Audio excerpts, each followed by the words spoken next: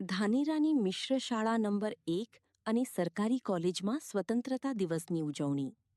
ધાનેરા દેશભરમાં આજે 15મી ઓગસ્ટના પાવન પર્વની ઉજવણી કરવામાં આવી રહી છે, ત્યારે ધાનેરાની મિશ્ર શાળા નંબર 1 તેમજ સરકારી કોલેજ ખાતે પણ સ્વતંત્રતા દિવસની ભવ્ય ઉજવણી કરવામાં આવી હતી.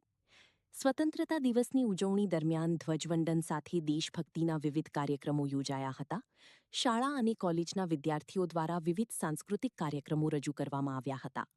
વિદ્યાર્થીઓએ દેશભક્તિ ગીતો, સાંસ્કૃતિક રજૂઆતો સહિતની વિવિધ પ્રવૃત્તિઓમાં ઉત્સાહપૂર્વક ભાગ લીધો હતો. આ પ્રસંગે સમગ્ર શાળા અને કોલેજ પરિસરમાં દેશભક્તિનો માહોલ જોવા મળ્યો હતો. શિક્ષકો, કર્મચારીઓ તેમજ વિદ્યાર્થીઓ મોટી સંખ્યામાં ઉપસ્થિત રહીને સ્વતંત્રતા દિવસની ઉજવણીમાં જોડાયા હતા. કાર્યક્રમ દરમિયાન વિદ્યાર્થીઓમાં દેશપ્રેમ, રાષ્ટ્રભક્તિ અને રાષ્ટ્ર પ્રત્યેની જવાબદારીની ભાવના કેળવાય તેવો સંદેશ આપવામાં આવ્યો હતો. સમગ્ર કાર્યક્રમ ઉત્સાહ અને દેશભક્તિના માહોલ વચ્ચે સંપન્ન થયો હતો. આપણા હાથમાં સત્તા આવી, એ જે આઝાદીની લડત હતી, એ લડતમાં ઘણા બધા જે લડવૈયાઓ હતા એમની જાન આપી, ઘણા બધાએ એમનો અમૂલ્ય ફાળો આપ્યો અને આપણે એ આઝાદી મેળવી શક્યા. આઝાદીના આજે જેટલા વર્ષો થયા છે એ વર્ષોમાં હવે આપણે આ આઝાદીને ટકાવી રાખવા માટે આપણે દેશમાં સરહદ ઉપર લડવા નથી જવું, પણ અહીંની જે સમસ્યાઓ છે એ સમસ્યાઓ સામે આપણે એ નિરાકરણ કરીને આપણે દેશની સેવા કરી શકીએ. ખાસ કરીને આપણે વૈજ્ઞાનિક માનસ કેળવીએ, અંધશ્રદ્ધાથી દૂર રહીએ, આપણું શહેર છે, ગામ છે, ઘર છે કે જે બી છે એને બધું ચોખ્ખું રાખીએ, આપણી શાળા છે તેને ચોખ્ખું રાખીએ, જાહેર સ્થળોને ચોખ્ખા રાખીએ, એ પણ એક દેશ સેવા છે.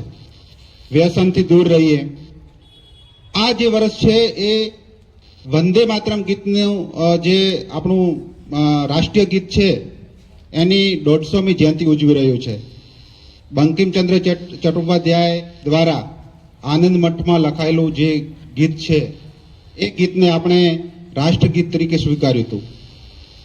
તો આ વખતે ખાસ કરીને આપણે ગઈકાલે બી વાત કરી હતી કે સંસદની અંદર વૈધાનિક રીતે કાયદો પસાર કરીને આ ગીત જે છે એ ગીતને પ્રોટોકોલના દાયરામાં લાવેલું છે.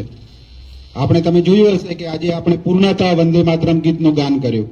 તો હવેથી બધી જે સંસ્થાઓ છે એની અંદર પૂર્ણતઃ વંદે માતરમ ગાવામાં આવશે ને એનો સમય પણ 3 મિનિટ અને 10 સેકન્ડ નક્કી કરેલો છે, એનો પ્રોટોકોલ નક્કી થયો છે.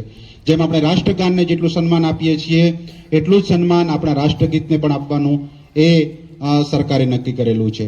તો જ્યારે આપણે આ રાષ્ટ્રગીત ગવાતું હોય ત્યારે એને પૂરેપૂરા આદર ભાવથી એ જ પ્રોટોકોલથી આપણે એનું સન્માન કરવું જોઈએ.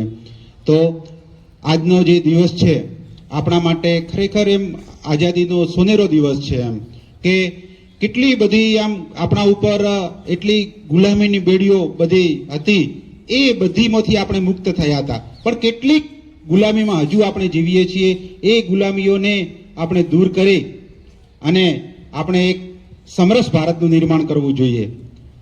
અહીં બેઠેલા જે વ્યક્તિઓ છે લિટલ સિટીઝન્સ ઓફ ઇન્ડિયા છે, નાના નાના જે ભૂલકાઓ છે, એ ભવિષ્યમાં જ્યારે ભારતના નાગરિક થઈને આવશે ત્યારે તમારે અંદર જે અહીં ગુણ વાવવામાં આવે છે, અહીં જે તમારામાં વાવેતર કરવામાં આવે છે, એ વાવેતર ફળીભૂત થઈ અને એક સારામાં સારા દેશનું નિર્માણ થાય.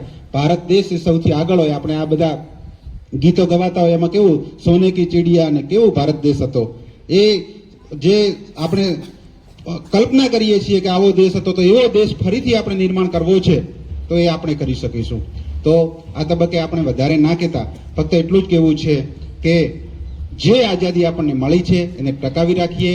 જે આપણી ફરજ છે એ ફરજો, જે આપણા ફંડામેન્ટલ નક્કી કરેલા છે એ ફંડામેન્ટલ આપણે અધિકારો લેવા જઈએ તો સામે આપણી ફરજ છે એ ફરજને પણ ના ચૂકીએ અને ભવિષ્યમાં સારામાં સારા ભારતનું નિર્માણ કરીએ. અસ્તુ.